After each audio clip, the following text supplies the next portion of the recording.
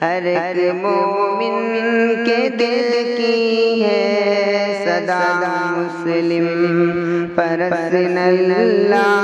بسم اللہ الرحمن الرحیم، الحمد للہ کفا وسلام علی عباده الذین اصطفى، اما بعد، اعوذ باللہ من الشیطان الرجیم، بسم اللہ الرحمن الرحیم۔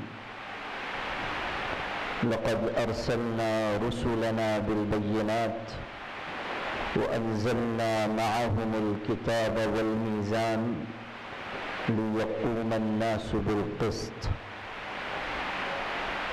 صدق اللہ مولانا العظیم۔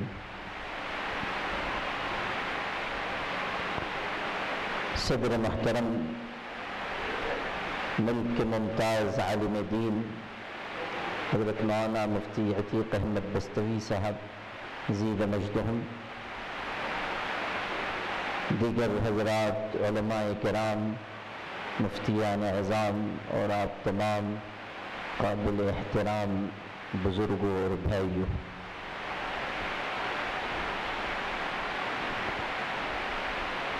شیگاؤں کے لیے آج یہ تاریخی دن ہے کہ یہاں دارالقضاء کا قیام عمل میں آ رہا ہے۔ آپ سب کو دل کی گہرائیوں سے مبارکباد دیتا ہوں کہ اللہ تعالیٰ نے ایک بہت ہی اہم دینی خدمت کے لیے آپ سب کا انتخاب فرمایا، بالخصوص جناب حاجی سید احمد صاحب اور مولانا مفتی انیس الدین اشرفی صاحب اور ان کے رفقاء کار کو ہدیہ تبریک پیش کرتا ہوں کہ انہوں نے اس سرزمین کے لیے اس اہم شرعی ضرورت کو محسوس کیا اور اس کی تکمیل کی فکر کی۔ دعا ہے کہ اللہ تعالیٰ اپنے کرم سے اس قائم ہونے والے دارالقضاء کو قبول فرمائے اور اس کو بہتر خدمات کا مرکز بنائے۔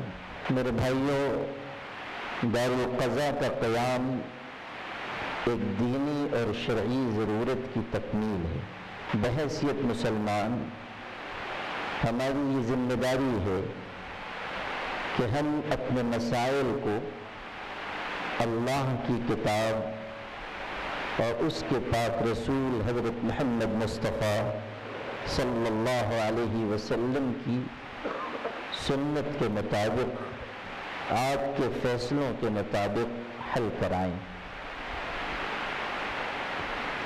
ایمان کا دعویٰ رکھنا اور اپنے معاملات و مسائل کو دین و شریعت سے الگ ہٹ کر حل کرانے کی کوشش کرنا، یہ ایمان کے دعوے کے سراسر خلاف ہے۔ اللہ تعالیٰ نے دنیا میں پیغمبروں کو بھیجا تاکہ وہ نظام عدل اس روئے زمین پر قائم کریں۔ ارشاد ہوا، لقد ارسلنا رسلنا بالبینات وانزلنا معهم الكتاب والمیزان لیقوم الناس بالقسط،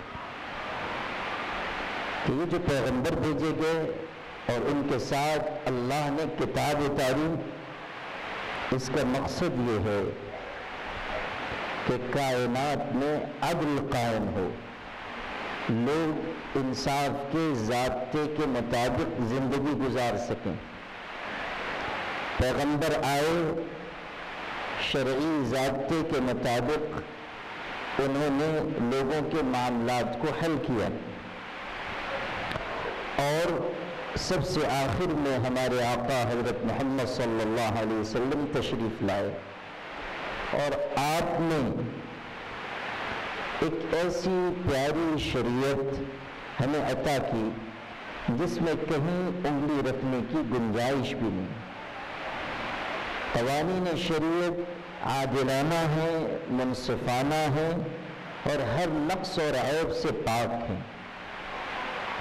اللہ نے ہمیں وہ شریعت دی جس میں نہ کوئی کمی ہے، نہ کوئی کجی ہے، نہ کوئی زیغ و زلال ہے۔ اللہ تعالیٰ نے ایسا منصفانہ نظام عطا کیا کہ اس کے مقابل کوئی دوسرا نظام نہیں آ سکتا۔ اسی لیے ہمارے آقا حضرت محمد صلی اللہ علیہ وسلم نے ارشاد فرمایا کہ ترکتکم علی البیضاء لیلہا کنہارہا لا یزیغ عنہا بعدی الا ہالک، کہ میں تم کو ایک ایسے صاف ستھری شریعت پر چھوڑ کر جا رہا ہوں کہ جس کی رات بھی اس کے دن کی طرح ہے۔ اللہ تعالیٰ نے ہمیں وہ شریعت عطا کی ہے کہ جس میں اندھیرا نام کو بھی نہیں ہے، اس کی رات بھی جو اندھیروں بھری ہوتی ہے دن کے اجالے کی طرح صبح تابناک ہے، روشن ہے، منور ہے۔ لا یزیغ عنہا بعدی الا ہالک، یہ جملہ بھی سمجھیے۔ ارشاد ہو رہا ہے کہ اس شریعت سے وہی شخص انحراف کرے گا جو ہلاک ہونے والا ہے، اس شریعت سے وہی منہ موڑے گا جس نے یہ طے کر لیا ہو کہ اسے مر جانا ہے، اسے تباہ و برباد ہونا ہے۔ وہ شخص جو کامیابی چاہتا ہے، وہ شخص جو سرخروئی چاہتا ہے، وہ شخص جو کامرانی چاہتا ہے، وہ شخص جو دنیا کی عزت اور آخرت کی نجات چاہتا ہے، وہ شخص جو دنیا میں عافیت اور آخرت میں پیغمبر کی شفاعت چاہتا ہے، اس کے لیے صرف ایک راستہ ہے اور وہ یہ کہ وہ نظام مصطفی و شریعت محمدی پر عمل کرے اور 100% اپنے آپ کو تابع بنائے اس قانون کا جو اللہ نے آسمان سے اتارا ہے اور جس کے بارے میں یہ ارشاد ہے وَمَن لَّمْ يَحْكُمْ بِمَا أَنزَلَ اللَّهُ فَأُولَٰئِكَ هُمُ الْكَافِرُونَ، کہ جو لوگ اللہ کے اتارے ہوئے قانون کے مطابق فیصلہ نہ کریں وہ کفر کرنے والے لوگ ہیں۔ 3 الفاظ ہیں، فرمایا کافر ہیں، ظالم ہیں، فاسق ہیں۔ اللہ نے جو نظام عطا کیا ہے فیصلہ اس کے مطابق ہوگا۔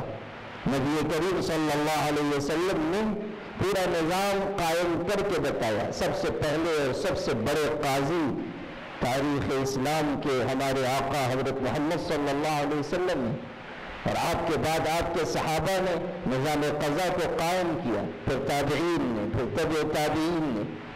اور یاد رکھیے گا اسلام کا نظام قضا ایسا عادلانہ ہے اور اس کی تاریخ اتنی خوبصورت ہے کہ دنیا کا کوئی نظام عدل و انصاف کا اس کے مقابلے میں نہیں آ سکتا۔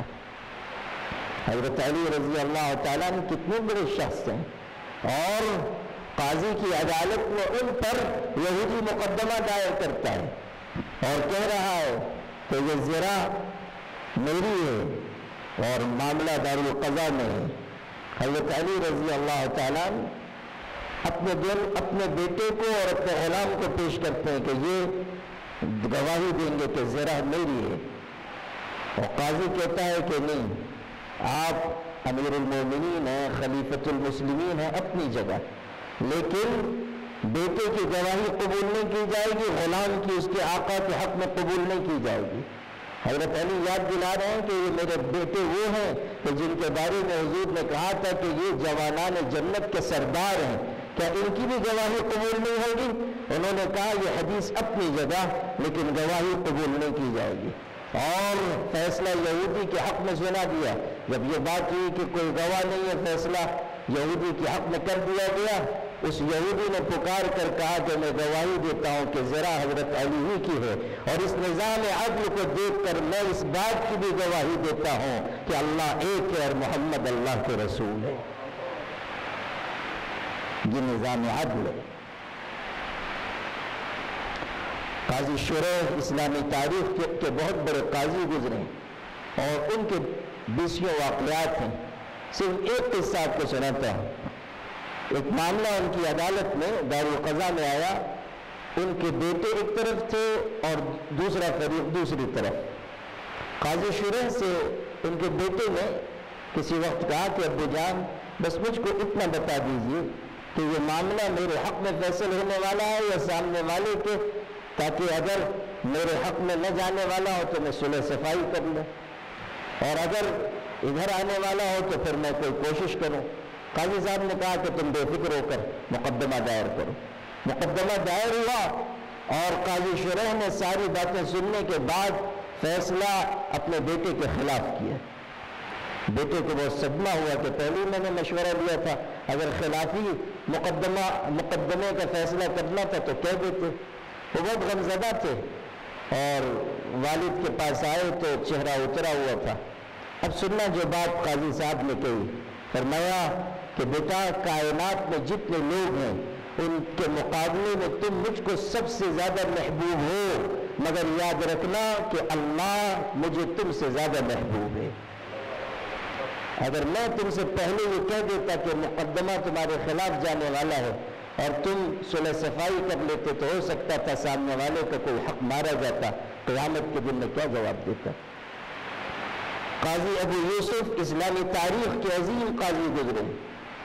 وفات سے پہلے ڈاکٹر حمید اللہ نے اپنی کتاب میں لکھا ہے کہ انتقال سے پہلے بار بار افسوس کر رہے تھے، لمبے زمانے تک وہ قاضی رہے، افسوس کر رہے ہیں۔ لوگوں نے کہا کہ کس بات پر آپ افسوس کر رہے ہیں؟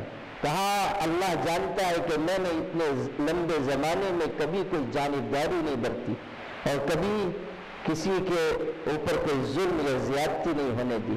البتہ ایک بات مجھ کو یاد آ رہی ہے کہ ایک مرتبہ مقدمہ پیش ہوا تھا اور ایک طرف مسلمانوں کا بادشاہ تھا اور دوسری طرف دوسرا فریق، اور جب عدالت میں پیشی ہوئی تو امیر المومنین کو اس جگہ سے الگ بٹھایا گیا جہاں دوسرا فریق تھا، اور معاملہ سننے کے بعد میں نے فیصلہ تو سنا دیا، لیکن مجھ کو یہ خیال ہو رہا ہے کہ اگر اللہ نے قیامت کے دن یہ پوچھا کہ تم نے بادشاہ کو اس کے فریق کے مقابل کیوں نہیں بٹھایا تھا، الگ جگہ کیوں بٹھایا تھا، تو میں اللہ کو کیا جواب دوں گا؟ اس پر افسوس ہے۔ اسلام کی تاریخ کیسی عدل و انصاف کی تاریخ ہے، اور اسلام کے قاضیوں نے، تاریخ اسلام میں پائے جانے والے قضات نے عدل و انصاف کا کیسا اعلیٰ معیار قائم کیا۔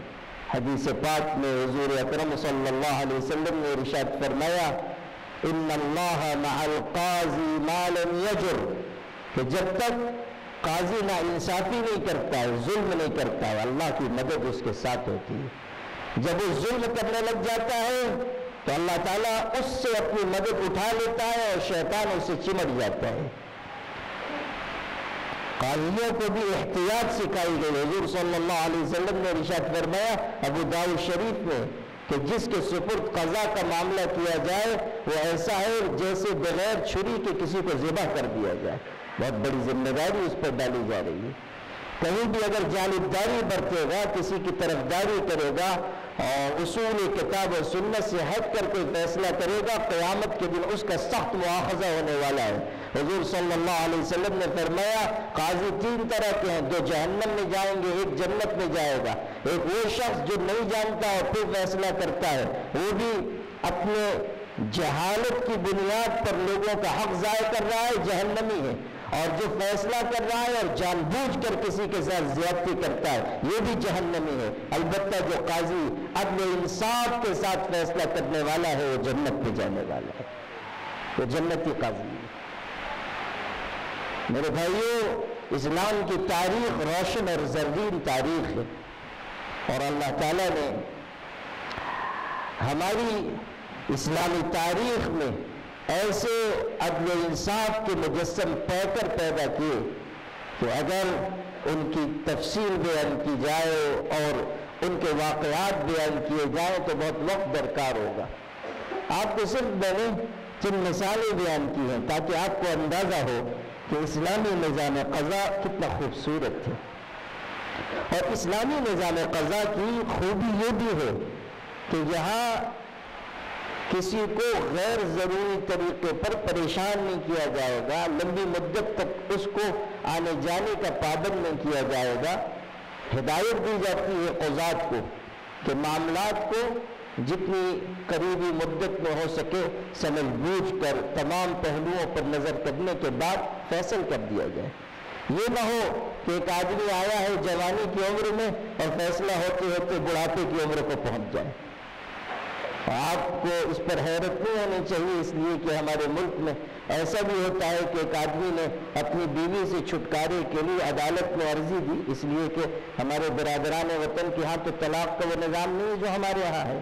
ہمارے ہاں نکاح ہوتا ہے میاں بیوی کے درمیان اور طلاق بھی دیتا ہے شوہر، لیکن ہمارے برادران وطن کے ہاں یہ ہے کہ شادی تو ادھر ہوتی ہے، طلاق دیتے ہیں جج صاحب، وہاں جا کے بتانا پڑتا ہے کہ بھئی طلاق واقع طلاق کی ضرورت پڑ گئی ہے، تو پھر جج صاحب دیکھتے ہیں کہ طلاق دینی چاہیے کہ نہیں دینی چاہیے، اور اس کے بعد جو ہے وہ جتنی مدت لگا دیں طلاق دینے میں وہ ان کی مرضی پہ منحصر ہے۔ تو کبھی ایسا بھی ہوتا ہے کہ آدمی نے جوانی میں طلاق کی عرضی ڈالی اور طلاق دی جا رہی ہے، بیوی سے الگ کیا جا رہا ہے یا طلاق کا فیصلہ سنایا جا رہا ہے بڑھاپے کی عمر میں۔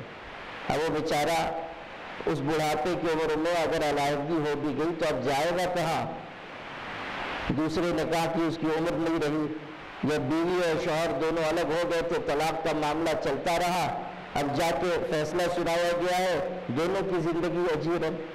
اسلامی نظام قضا میں یہ بات ہے کہ انصاف آسان بھی ہے، انصاف کم وقت بھی لیتا ہے، اور انصاف اصول ضابطے کے مطابق مستحکم بھی ہوتا ہے۔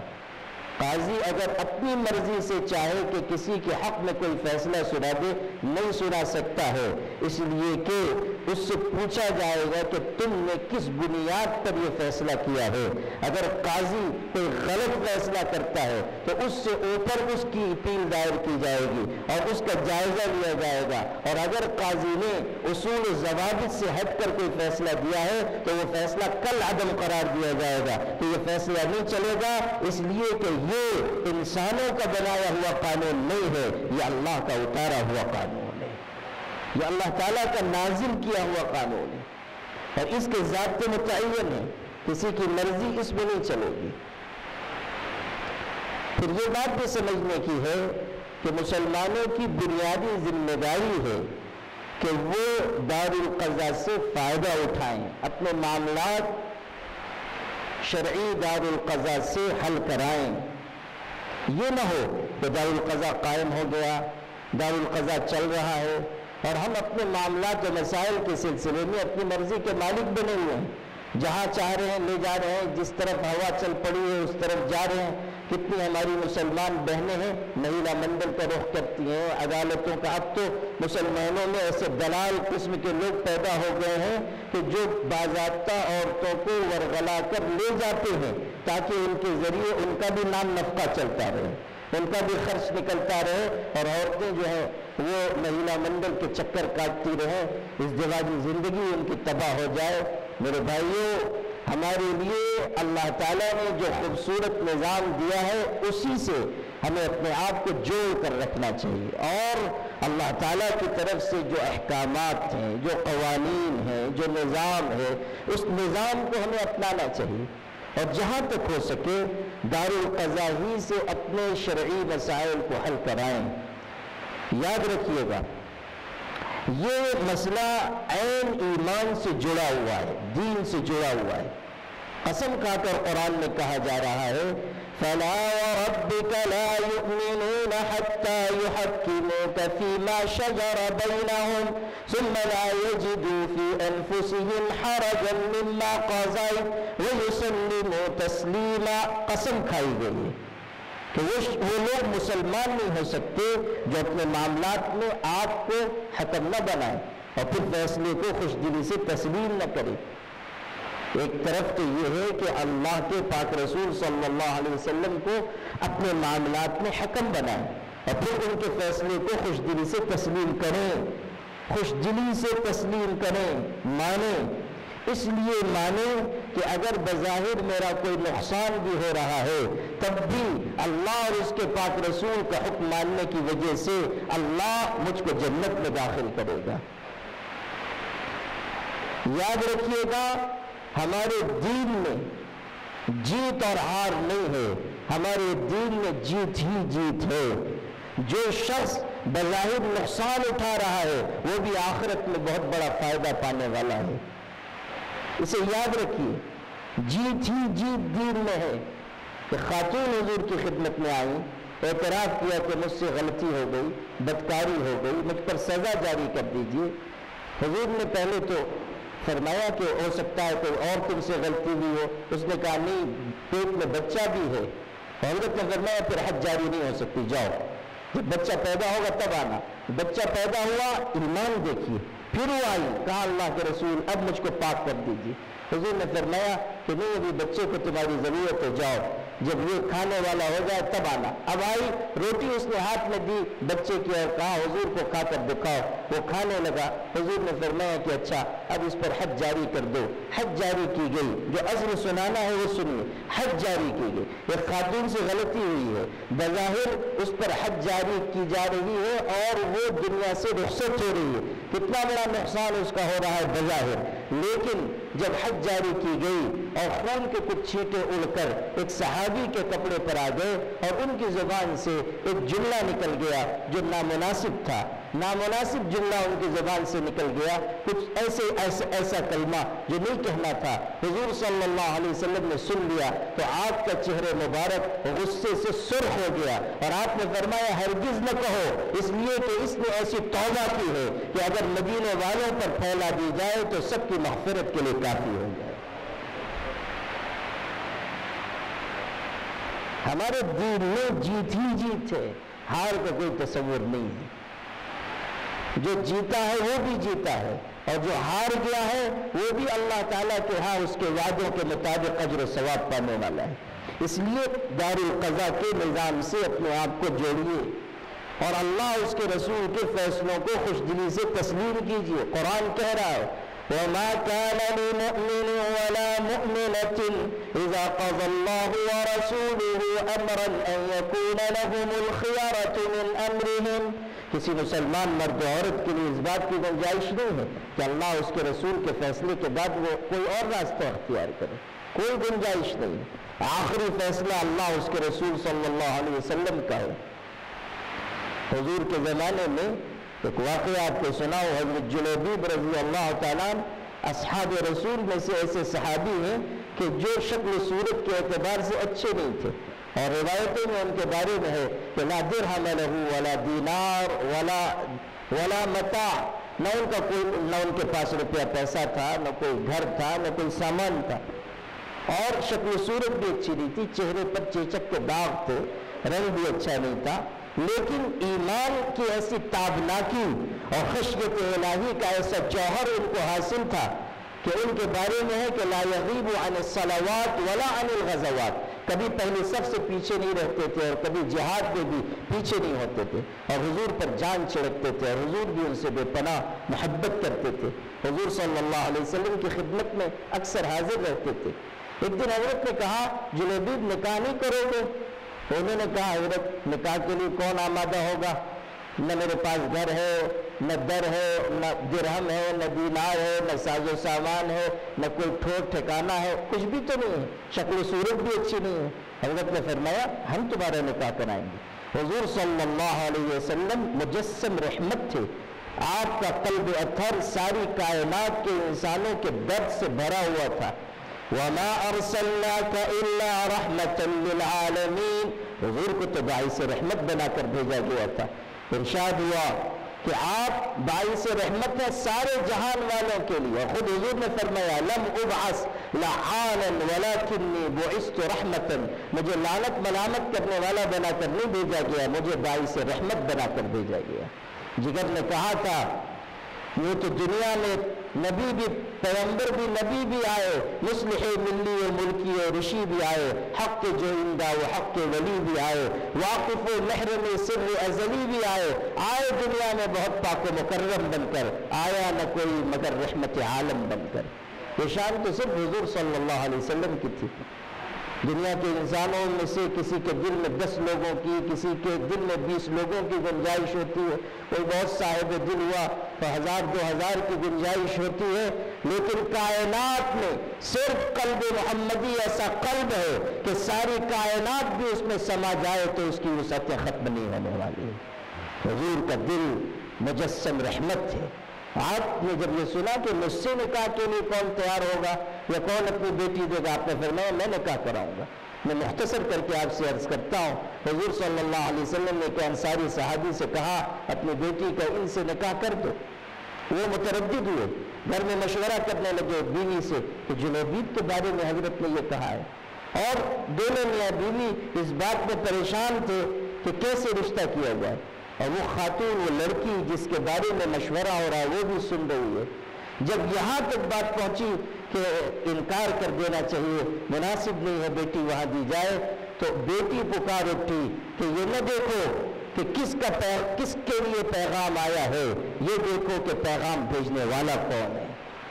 حضور صلی اللہ علیہ وسلم نے پیغام بھیجا، مستحیل ان یرد امر رسول اللہ، یہ ناممکن ہے کہ حضور کا پیغام رد کر دیا جائے، آپ کا ارشاد رد کر دیا جائے، یہی بات آپ کو سنانی تھی۔ اور اس کے بعد اس لڑکی نے قرآن پاک کی یہی آیت تلاوت کی، اپنے ماں باپ کو یاد دلایا کہ کیا آپ بھول گئے قرآن میں کہا گیا ہے وَمَا كَانَ لِمُؤْمِنٍ وَلَا مُؤْمِنَةٍ إِذَا قَضَى اللَّهُ وَرَسُولُهُ أَمْرًا أَن يَكُونَ لَهُمُ الْخِيَرَةُ مِنْ أَمْرِهِمْ، کسی مسلمان کے لیے گنجائش نہیں ہے کہ اللہ اس کے رسول کے فیصلے کے بعد کوئی دوسرا فیصلہ کرے۔ بس حضور کا ارشاد ہو گیا، بات ختم، مجھے زندگی گزارنی، چنانچہ ہاں کہہ دی گئی۔ حضرت نے خود نکاح پڑھا دیا، چند دن نکاح کے بعد گزرے، حضرت جلیبیب رضی اللہ تعالیٰ نے سنا آواز لگ رہی ہے، چلو اللہ کے راستے میں، وہ چلے گئے جہاد کے سفر میں۔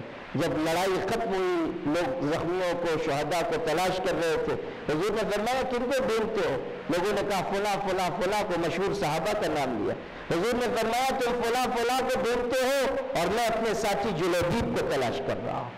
چنانچہ صحابہ دوڑے کہ دیکھا کہ ایک جگہ 6-7 ظالموں اور کافروں کی لاشوں کے درمیان وہ بھی شہید ہو کر پڑے ہوئے ہیں اور اللہ کو پیارے ہو گئے۔ نکاح کی کچھ ہی مدت کے بعد اس طرح شجاعت و بہادری سے اللہ کی راہ میں لڑے، شہید ہو گئے۔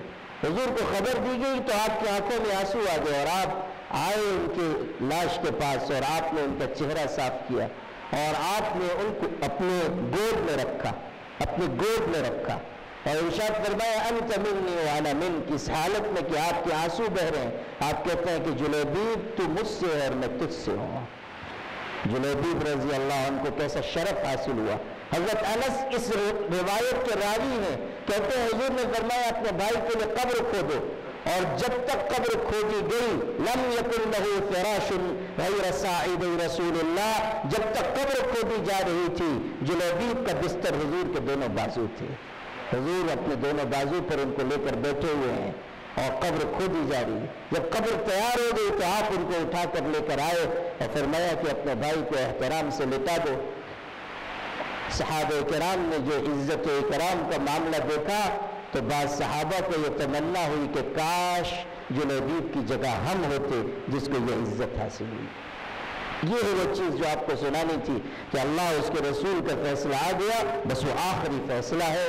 دارالقضاء کا قیام مبارک ہے، آپ سب اس دارالقضاء سے جڑ کر فائدہ اٹھائیں اور اطراف و اطلاف کے لوگ بھی اس کی طرف رجوع کریں۔ وآخر دعوانا ان الحمدللہ رب العالمین۔ اگر ہمارے ویڈیوز آپ کو پسند آ رہے ہوں تو لائک، کمنٹ اور شیئر کریں، اور مزید نئی ویڈیوز کے لیے ہمارے چینل دعوت میڈیا کو سبسکرائب کریں اور بیل آئیکن پر کلک کریں۔